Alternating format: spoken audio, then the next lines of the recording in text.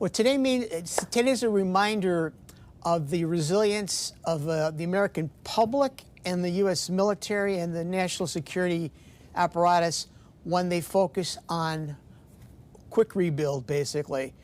I was going into the Pentagon when the planes hit. I was there till like 2 in the morning, then doing press conferences and all that. But the place was pretty quiet today, very quiet, and this configuration is much different than it was 24 years ago.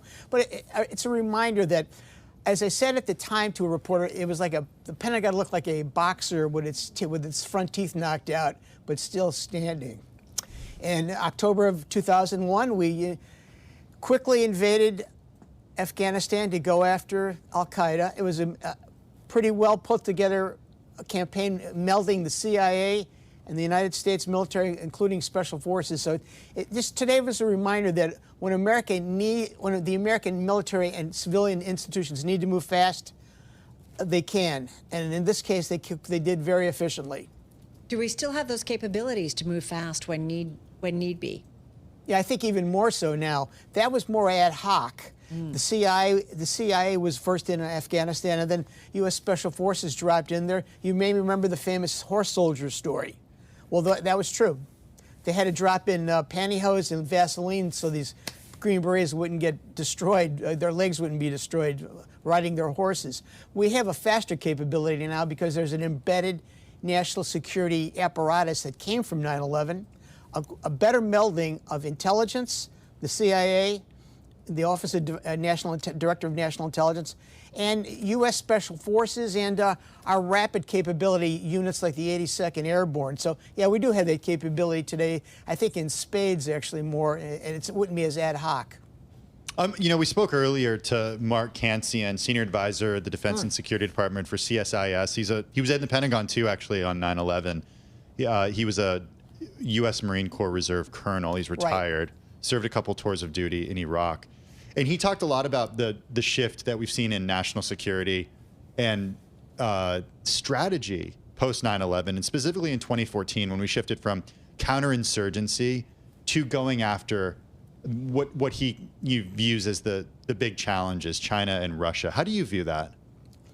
Okay, so we left Iraq in December of 2011. We thought we had some breathing room there, incomplete victory, but we left. 2 years later, we had to go in because of the rise of ISIS that the intelligence community did not foresee.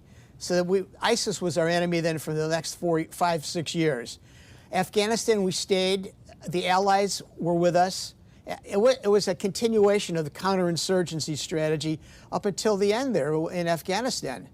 I mean, one of the good consequences, if you can say good in this context, is that NATO, 30 NATO nations contributed forces to the ISAF mission. That helped solidify bounds that I think today played out even in Poland a couple of days ago when 4 NATO allies who were in Afghanistan with the United States executed counteroffensives against these Russian drones coming in. So Mark is right. But 2014 wasn't the shift, I think. It was a little later when we started emphasizing China, China, China. March of 2021, a famous admiral who was in charge of the U.S. Pacific Command at the time said he projected that China would have the capability to invade Taiwan by 2026, 2027, the so-called Davidson mandate or Davidson timetable. And a lot of our thinking against China now is going on that timetable that was set in 2021. All right, we're talking with Tony Capaccio. He is Bloomberg News Pentagon reporter, joining us from our D.C. bureau. What I'm wondering, too, though, and actually this came up on our planning call, Tony, is, it seems like we're also, as a country, though, looking more inward. If it means protecting our borders and, devoting military efforts and resources to things like that, also patrolling cities. And so I just wonder, are we reducing what we are doing overseas in order to do that? And are we putting ourselves at risk maybe when it comes to kind of our global defense? Yeah, perceptually it sure looks that way. I think we'll have a better handle when the Trump national security strategy finally comes out and they codify a shift away from Europe possibly to the United States, to the homeland. I think that's to be determined in a doctrine document, but it sure is playing out that way. China only comes up once in a while. Secretary Hegseth yesterday did a readout of a call he had with his Chinese counterpart. But the Trump administration is pushing Homeland Security. In fact, at the border now, they're using little micro drones that were developed over the last 7 or 8 years to help stem the flow of immigrants. But you have a good point there in terms of the shift to our homeland, our borders. And one of the dangers I see that the National Guard, which was expanded after 9/11 to do no more weekend warrior work, but they were part of the force. They were part of the force for good.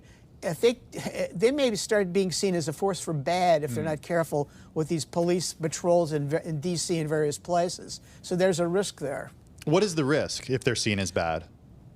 The risk of seen as bad is that the American public will reject in spades their coming in for for legitimate law enforcement missions. Remember, like only 1% to 2% of the American public is engaged in the military in terms of the pool of people that join the military. The rest are, the public sees them through the National Guard presence, through congressional testimony, news accounts. There's a real gap there, even though recruiting is improved. 1 maybe 2% of the U.S. public is engaged in the military. So you don't want to alienate the other 98% by poor behavior by the National Guard in U.S. cities. How was recruiting post 9/11 versus now? Post 9/11, after the Iraq War began, there was a time when the Army did not meet its goals for quite a number of months. Parents, peer groups, were telling people, telling young men and women, don't go into the U.S. military and get thrown into this meat grinder called Iraq. So there was times of very shaky recruitment issues. That has passed, but there was a time when it was pretty shaky in the 2004, 5, and 6 time frame.